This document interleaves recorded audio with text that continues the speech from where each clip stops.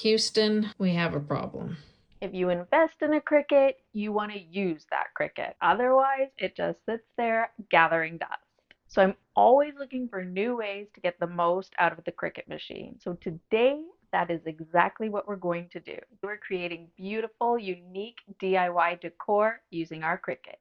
Actually started this first DIY before Christmas. I had a plan for it during the Christmas months, and unfortunately, as you're about to see, it didn't go that smoothly. I started by going in with this light mint color that I'd found during the Christmas time from Folk Art and gave the entire inside of the tray a couple of coats. The tray that I found was actually made of particle board, so to make it look more like real wood, I went in with a little bit of Art Mind's antique wax and gave the inside rim and the outside rim a coat of this antiquing wax, and then using a dry cloth just wipe down any of the excess and then let this dry. Now if you watched any of my Christmas videos, you know that I was all about the gold this year, so I decided to go in with a little bit of that folk art gold paint again and applied it just around the rim of the tray and then also on the inside part of the handles. And then this is when disaster struck. Now, I've never had this problem before with the folk art paint, but they must have had some type of film on the top of this tray and it completely rejected the paint, and the paint just started to peel off, but as it peeled off, it also started to take some of the image underneath. And again, this wasn't wood, it was just cheap particle board, and so the whole thing came apart, and I ended up having to scrape it completely clean, and then I applied a white coat of chalk paint over top of that, sanded it down really well so that everything would be nice and smooth, and then started again working from this surface now for this DIY. And this time I'm going in again with folk art paint, but this time I'm using their chalk paint and I'm going with the color oatmeal. I'm applying at least 3 coats to the bottom of this tray, and I made sure to sand in between. And just because I used a cheap particle board tray doesn't mean you have to. Go with real wood. This would come out beautifully on real wood. On Canva, I created this bird motif and then I uploaded it onto my Cricut. I will be doing this on heat transfer vinyl, so I made sure to mirror the image, and I'm going to be doing it on this gold glittery heat transfer vinyl that I bought for Christmas when I made a couple of pillows to go with the rest of the decor, and I wanted to use this up, and this seemed like the perfect chance to do that. But really, you could do this motif in any color. It would turn out really nice. For Christmas, hubby bought us this new toy and I couldn't wait to use it. It's a light up pad for your Cricut vinyl. It just makes it easier to see the outlines from the cutting machine, making it so much easier to make sure that you get all those little pieces when you're weeding out your project. Hubby, if you're watching, I loved this gift. Okay, now it was time to lay out our Cricut cutouts onto the wood tray. So I just started by laying out everything exactly the way that I wanted it. Oh, and hubby got me another toy this Christmas, and that was this adorable little Cricut heat press that I was super excited to get. Loved this gift too, and this was also the perfect time to try it out because it would fit nicely inside the tray. Then, as carefully as I could, sometimes needing to apply a little bit more heat, I peeled back that Cricut vinyl so that I was left with just that beautiful gold. And then here's the final look. I am absolutely in love with this tray. I won't be using it for food, but I'll definitely be using it for decor purposes. Tell me, what do you think?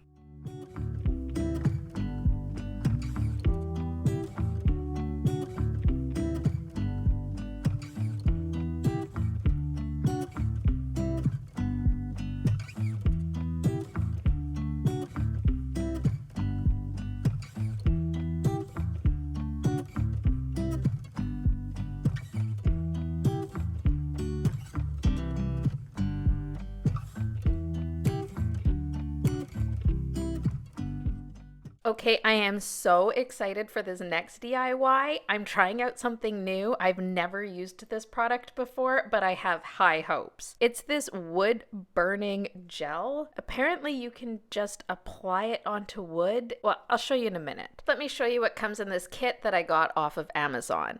So they have the gel. They also have this cube here of wax. Actually, they have 2 cubes of wax, and I guess this is to sort of finish your project with. It also comes with this wood burning pen that has 2 sides, a thicker and a thinner side. It comes with a couple of pairs of gloves, some sanding paper, and then the squeegee to apply the paste. It also comes with a couple of spare heads for your wood burning pen, and then the instructions that are super simple to follow. Now I'm being a rebel and I'm actually not using wood, I'm using bamboo, and I'm also not going to sand it like the instructions told me to. Let's see how this goes. Once again, Canva to the rescue. I already have the pro version, so it was really easy for me to go on and find some flowers that I really liked. I downloaded them with the SVG with the transparent background. Again, you do need the pro version to do that. And then uploaded it onto my Cricut. Now, it uploaded funny onto Cricut, as you can see here, so it was really easy to fix though. I just had to move everything about, put them in the right place, and then group them back together as one. We're not going to do anything fancy as far as mirroring when it comes to cutting out this template, and we are going to use washi sheet because I find it does fine details the best. After the Cricut machine had done its thing and cut out the image, I just weeded out the image so that I was left with the outline, and then just put on a piece of transferring tape, burnish that down, and then center it onto the bottom part of your cutting board.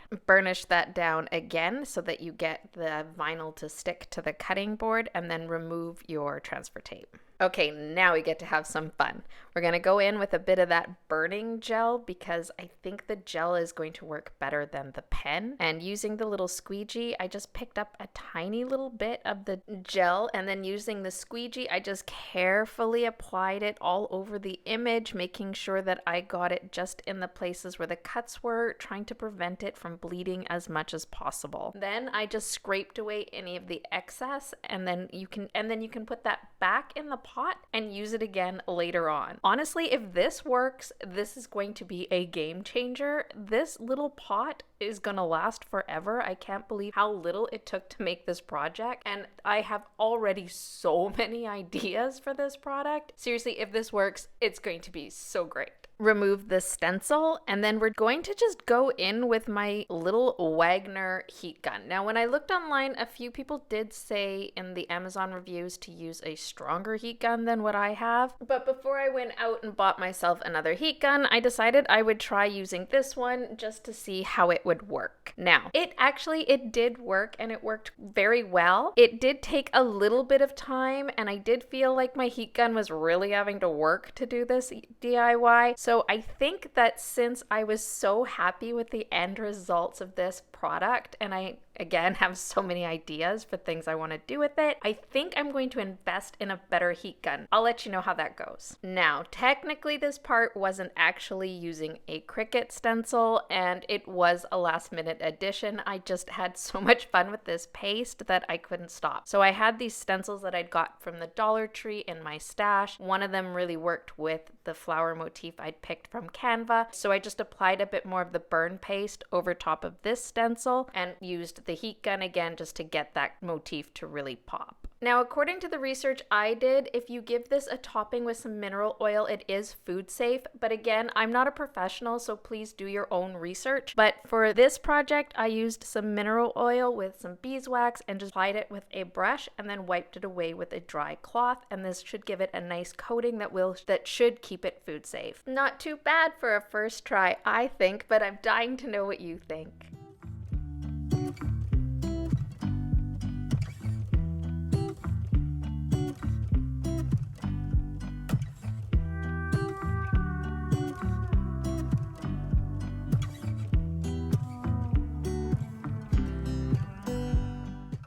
For this next DIY, you're going to need yourself a pillowcase. I love to buy these inexpensive ones from IKEA and then just use them in tons of different DIYs. Again, I had gone on to Canva and found myself an emblem that I really liked with the letter L. I thought that this would look really pretty for Valentine's Day, and I wanted this to fit the entire size of the mat, so I went for as large of an image as I possibly could. I still had some temporary vinyl left over in colors that I would never use from when I bought my Cricut machine, so I used this to cut out my design. Now we're going to be using this temporary vinyl as a stencil, so we're going to weed it out opposite of what we normally would. So we're going to remove the bits that we normally would leave if we were doing it with vinyl. Burnish your vinyl onto the front middle part of your pillowcase and then just carefully remove the transfer tape. Next, pick whatever color chalk paint you want. I'm going with black here, and using a stenciling brush, just carefully apply that black chalk paint to your stencil, making sure that you get that surface as smooth as possible. Now, I went a little heavy-handed on this. I wish I'd done it a little lighter. I was getting tired. I wasn't thinking things through. It will fade a little bit as I wash it, but I was kind of going for more of a worn look here, and as you can see, I didn't really achieve it. So if you want that more worn look, I suggest that you do a lighter hand when you're applying your stencil paint. And then just remove all those vinyl pieces so that you're left with just your design. Now I'm trying something new this time. I'm going to try the heat method using my Cricut press to really adhere that paint into the fabric. I'm also going to let it sit for 2 days before I attempt to wash it. Make sure to check the community tab. I'll tell you how that goes.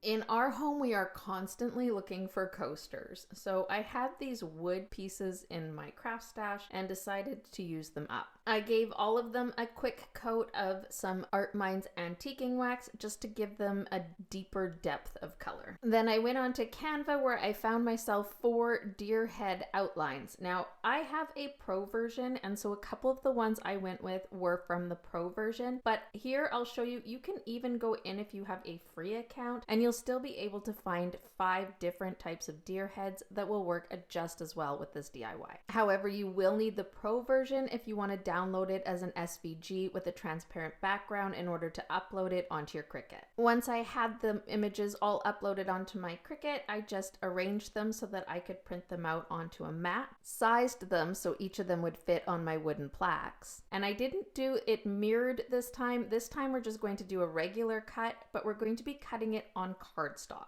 Then you're going to want to pop that page off so that you have the outlines. And if you want, you could always use the little tags that are left over for another DIY later. Cut out the reindeer head so that you end up with like 1 on each card. Now you now have yourself 5 different deer head stencils that you can use as your template, applying a bit of chalk paint with a stenciling brush, pouncing up and down. I'm going for a really worn, distressed look here because that's what works best in my decor. And then once you get that all filled in, just let it dry. I wanted to put a top coat on this that would withstand heat, so I had this mango top coat that I bought a long time ago and decided just to use that, but really any polyurethane coating would work just as well. Apply this top coat to each of your coasters and then let it cure for a couple of days. Now granted, these coasters are a bit on the big side, but luckily I like me a big mug, so these are going to work out great.